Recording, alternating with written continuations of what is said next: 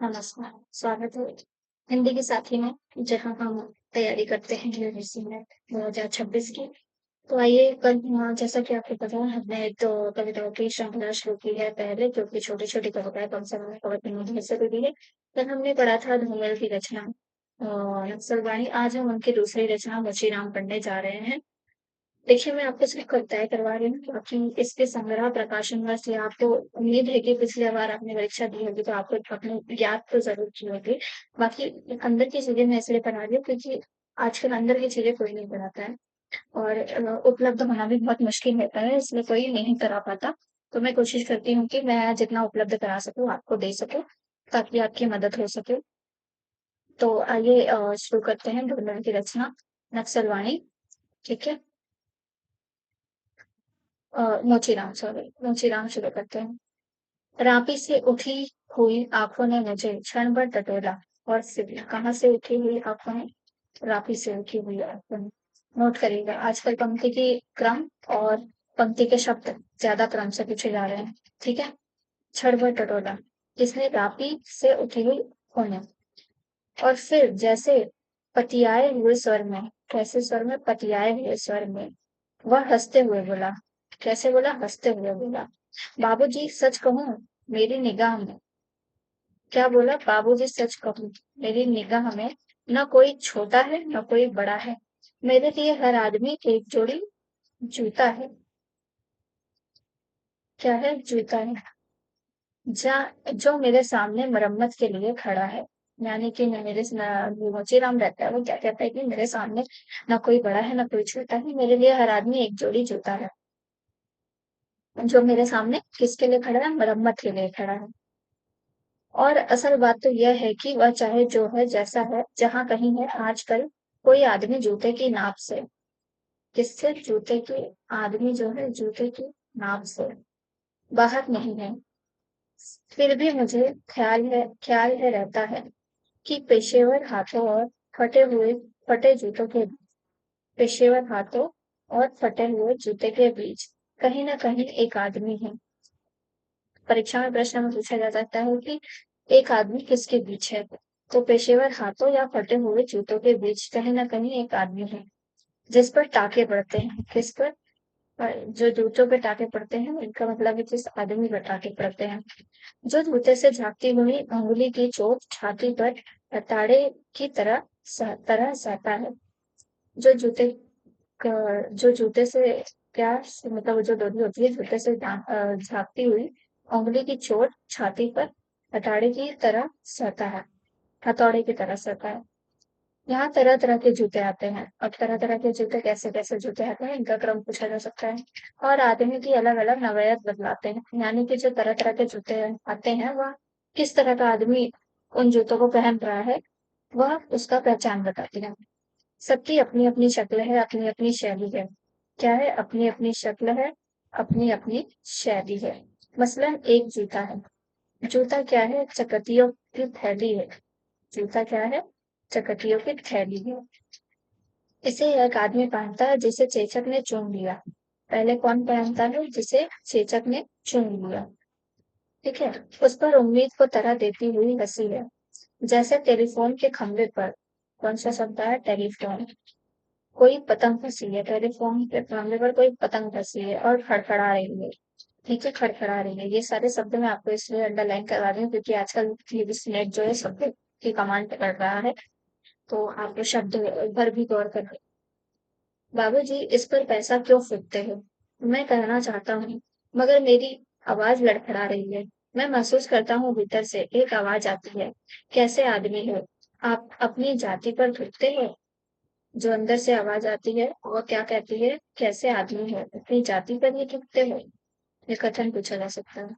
आप यकीन करें, उस समय मैं चकतियों की जगह आंखें ताकता हूँ। चकतियों की जगह क्या ताकता है? आंखें ताकता है। और पेशे में पड़े हुए आदमी को बड़ी मुश्किल से निभाता हूँ, ठीक है। एक जूता और है जिसमें पैर को नापकर एक आदमी निकलता है। एक जूता क्या है? और है जिसमें पैर को नापकर एक आदमी निकलता है सैर को। न वह अक्लमंद है, न वक्त का पाबंद है। उसकी आंखों में लालच है, हाथों में घड़ी है। इसका क्रम पूछा जा सकता है। ना वो अक्लमंद है, ना पाबंद है। उसकी आंखों में क्या है? लालच है। हाथों में घड़ी है।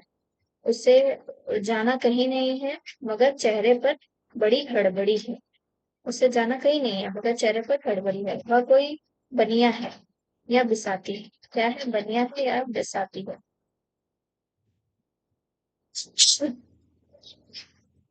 मगर रोग ऐसा कि हिटलर का नाती है। रोग कैसा है उसका, उस आदमी का, दूसरे का? हिटलर का नाती जैसा।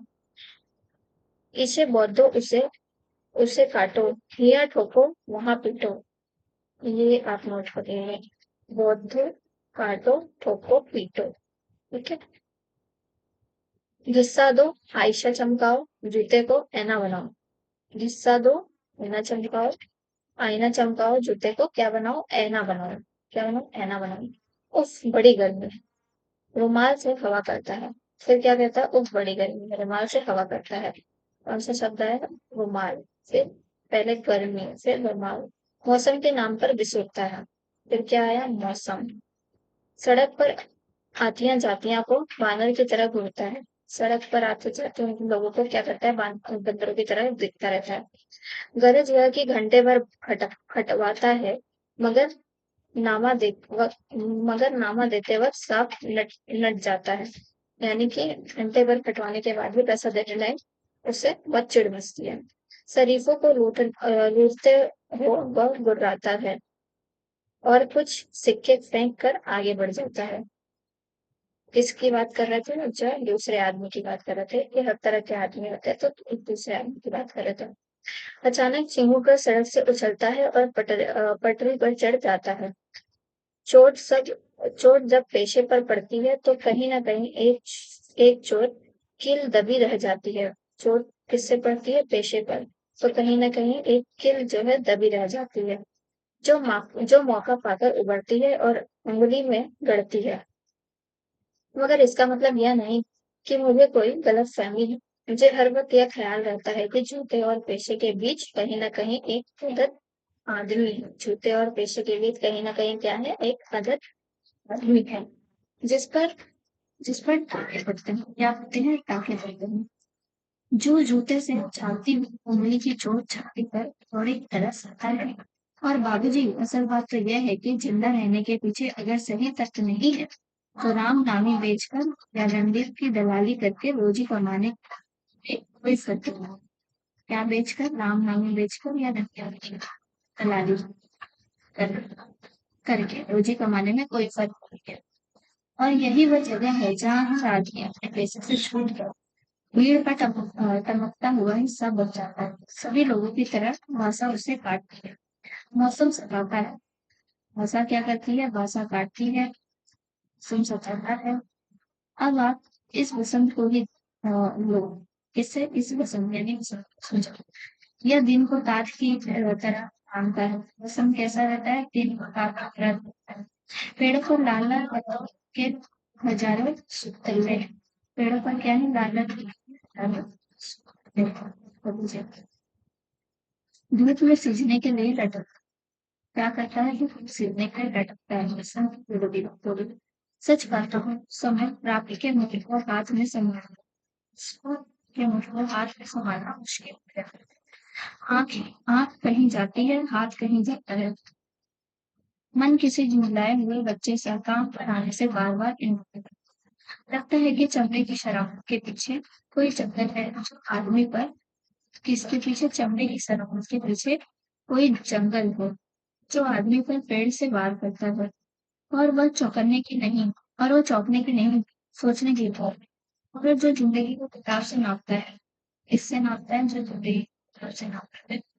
जो असलियत और अनुभव के बीच खून की किसी कमजोर तो मौके पर आया, वह बड़ी आसानी से कर सकता है कि यार तुम मुझी नहीं शायद। वाह, मुझे नहीं है शायद। जो असलियत और अनुभव के बीच खून की किसी कमजोर मौके पर आया, तो वही बड़ी आसानी से कह सकता है कि यार तुम मुझी नहीं शायद है। से मिट कर असलियत और अनुभव के बीच खून की किसी कमजोर मौके पर आया, वही पहचान सकता है कि तुम मुझे नहीं शायद। असल में वह एक दिलचस्प गलतफहमी का शिकार, जो वह सोचता है पेशा एक जाति है। पेशा क्या है? एक जाति है। और भाषा पर आदमी का नहीं, किसी जाति का अधिकार है। भाषा पर किसका अधिकार है? जाति का अधिकार है। जबकि असलियत यह है कि आग सबको जलाती है। आग जब जबकि असलियत यह है कि आग सबको जलाती है सच्चाई सबसे ऊपर गुजरती है। कुछ है जिनमें शब्द मिल चुके हैं, कुछ है जो अक्षरों के आगे अंधे हैं, कुछ है जिन्हें क्या मिल चुके हैं, शब्द मिल चुके हैं, कुछ जो है जो शब्द के आगे अंधे हैं। वे हर अन्याय को चुपचाप सहते हैं, पेट की आग से डरते हैं। जबकि मैं जानता हूँ कि इनकार से भरी हुई एक चीख और एक समझदार चुप, दोनों का मतलब एक है। मनुष्य डरने में चुप और चीख, मनुष्य डरने में क्या है? चुप और चीख। ये अपनी जगह एक ही किस्म से अपना अपना फर्ज अदा करते हैं। समझ रहे हैं यानी कि कितना बड़ा जिक्र किया गया है कि यदि आपको अपना भविष्य करना हो, कहीं न कहीं आपको किसी के पक्ष पे या किसी के विपक्ष में बोलना पड़ता है, लेकिन वो आप नहीं तय करते, वो आपके ऊपर वाला तय करता है कि आपको किसके सामने क्या बोलना है और कहाँ शांत रहना है। यही आपका भविष्य तय करता है। अपनी-अपनी जगह एक ही किस्म से अपना-अपना फर्ज अदा करते हैं। तो दोस्तों, यहाँ हमारा मुचीराम कविता समाप्त होता है। उम्मीद है आपको मुचीराम समझ में आएगी। मैं करके आपको जो 5 पंक्तियाँ हैं, 5 लाइनें हैं, वो याद से क्रम से याद करिएगा। आजकल क्रम पूछे जा रहे हैं। मुझे लगती है 5 पंक्तियाँ कम से कम यहाँ से लेकर यहाँ तक आप याद ही कर लीजिए, क्योंकि यहाँ से आप क्रम भी पूछा जा सकता है, शब्दों में क्रम भी पूछा जा सकता है।